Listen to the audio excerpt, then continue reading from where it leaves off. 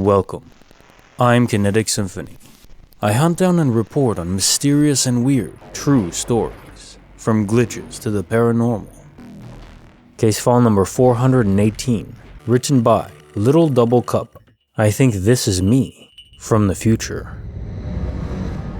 So this Friday, I was at university as usual. I go to a university in a German city with a population of 150,000. Some information about me. My name is a not very frequent name. I'm 22 and had already studied something different before, but didn't really like it, so I decided to study something else, which I have just started this October. I'm also from a Balkan country. So this Friday, I sat in my last lecture for the day, next to my friend.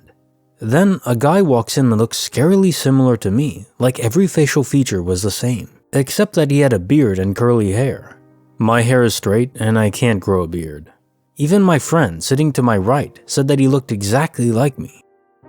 Then this guy comes up to sit next to me. Straight away, he introduces himself and has the same name as me too, which once again is a not too frequent name in Germany. I look at him funny at this point, a bit weirded out, but he seems unfazed. He then asks how old I am. I tell him 22. He says he's 24. He asks whether I'm new at the university. I say that I've just started this major, but I've done something before at the same university. He says the same, and says that before his current major, he used to study the exact same thing as me, which weirded me out even more. Then, after some small talk initiated by him, because I was just overwhelmed, he told me he was on holiday in Jordan, a country in the Middle East. Here's the crazy part. One of my best friends is partially Jordanian, and we have been talking about flying to Jordan for a holiday just a couple weeks earlier. This was all during class, and then after class, as we were getting ready to leave, he had his phone on the desk in front of him. His phone starts ringing and displays the same name as my current girlfriend, and he apologizes and tells us that he has to hurry because he has to drive his girlfriend to the train station. So I am assuming that his girlfriend has the same name as mine. The girlfriend's name is a pretty frequent one, so that one could be chalked up to coincidence, but among so many at this point. After class, my friend jokingly said that this guy is me from the future, which I laughed off, but honestly, who knows? These coincidences and the almost 100% similar looks are crazy to me. Also, this guy supposedly did the same major as me for 3 years at the same university before, and is now once again doing the same major, and this is the first time that I saw him. Case notes, file number 418.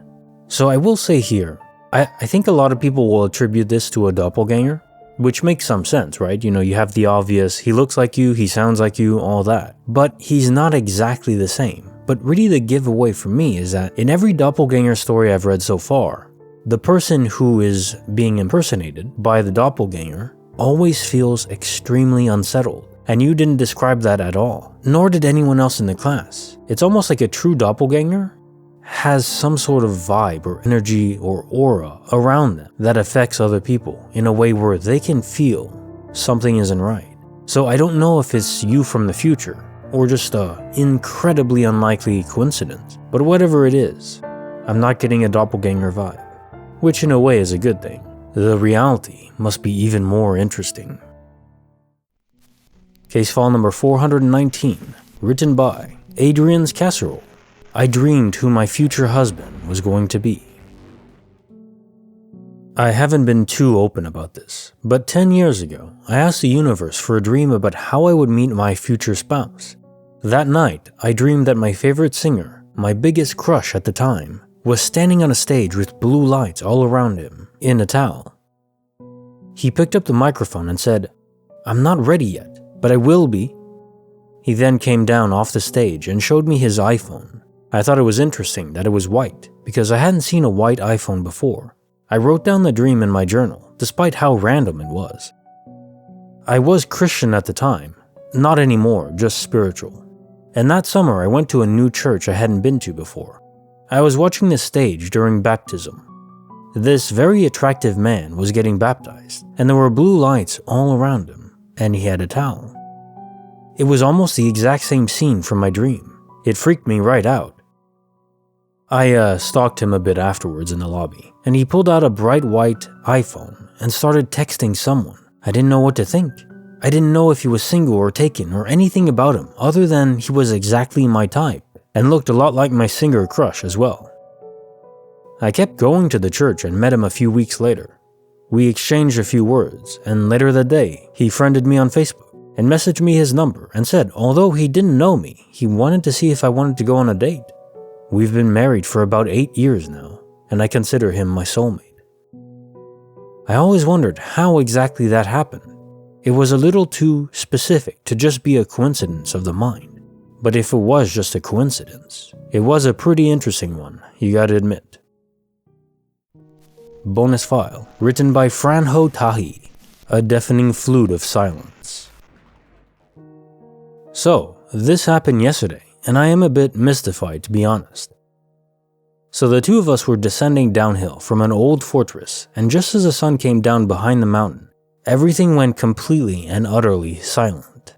1 minute, the birds were singing and chirping like crazy, and the next, dead silence. Like someone flipped a switch, exactly like that. You could only hear the wind rustling the dead and falling leaves. It took us a few moments to really notice the silence before it became really loud and noticeable and deafening. So we kind of looked at each other and stopped to listen for a bit. After a while, something that sounded like a flute could be heard coming from further downhill. Every minute or so we'd hear it, 5 to 6 second intervals, nothing complex. It lasted maybe 10 minutes and then suddenly stopped. After a while, we could again hear birds, bugs, small animals, even cars in the distance. But during those minutes, everything went deadly silent, and the nearest wolves, bears, etc. are nowhere near this area. And then there was the odd music in the silence. So yeah, I'd like to hear your thoughts on this one. Case file number 420, written by Nick 1000. An elevator to a dimension of parking garages. Never thought I'd experience something like this, but here I am. I currently work from home and had a break-in between clients. I decided to do laundry so I wouldn't have to worry about it later this week. To preface, my apartment is set up where the second floor is the main floor, mailboxes, lobby, office, and the first floor is the basement and where the laundry room is. All parking is outside and floors range from 1 to 6. When it was time to move my laundry to the dryer, I picked up my keys and some dryer sheets and went to the elevator to go to the first floor. I would have normally taken the stairwell since I'm on the second floor, but I also wanted to check my mail since I hadn't checked it yesterday. I hit 1 on the elevator and almost stepped out when the doors opened up. But it didn't open to the first floor hallway. It opened to a parking garage. I'm confused because I know the first floor is all apartments, laundry, and gym. I've lived here for over 2 years. I wish at that moment I could say that I stepped out and explored. I started to feel so freaked out because I know this apartment like the back of my hand, and I know we don't have a parking garage nor a floor beneath the first floor that I could have accidentally gone to. I pressed 1 again and the doors closed, but the elevator didn't move and the doors stayed closed for a few seconds. Then they reopened. I was on the first floor where I was supposed to be. Part of me wished I had taken my phone with me, but honestly, I think I was so freaked out and confused at that moment that even if I had, I would have been so focused on getting out anyways. And I know it's silly to be freaked out over a parking garage, but it feels so eerie because I know that we don't have one, nor do we have plans to have one. Our apartment manager would have shared it with us. I just came back from the apartment office. The only parking there is the parking lot surrounding the office and street parking. There never has been a parking garage. The only thing that goes beyond the first floor is the boiler room, and the first floor that has a set of stairs going down, but it's just one room. And yeah, that conversation was really damn awkward to have. Someone said it was peculiar that I don't have a phone. I don't carry my phone with me if I'm just going to pick up mail or do laundry, because I don't need it, nor am I attached to it. Case notes, file number 421. Okay, so here we have another elevator story. Honestly, they're fascinating. I don't know if it's because someone becomes enclosed in their own little bubble, and we know through quantum effects that if a particle isn't being interacted with, then weird things can happen. You have quantum tunneling, you can even have quantum overlapping, although an elevator isn't perfectly enclosed, mind you, because there's still lights, I'm presuming. There's still things affecting you. So I don't know if it's related to that at all, just speculation.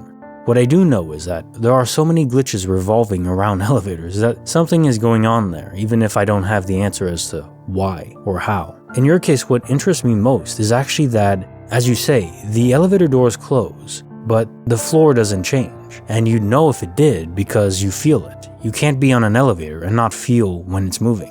Either going down or up, especially up, you feel that elevator pressing on you. I mean, that's the only way you can move mass. You have to change it with energy, and you definitely feel that resistance as you're going up.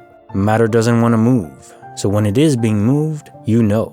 And if you didn't feel that, well, honestly, that's just incredibly baffling. You see a parking garage that's not even supposed to be there, then the doors close, and then they open again a few seconds later without the elevator moving, which you can't fake that movement. You would feel it, even if a number changed, like in a prank. Those are nonsense. You cannot fake the sensation. And then it's just your normal floor as you expected. That's awesome. I guess perhaps another timeline that you just briefly saw. I kinda want something like that to happen to me. That's cool. Because it doesn't seem too unsettling. It just seems fascinating, intriguing, but not terrifying. At least I hope you're not terrified.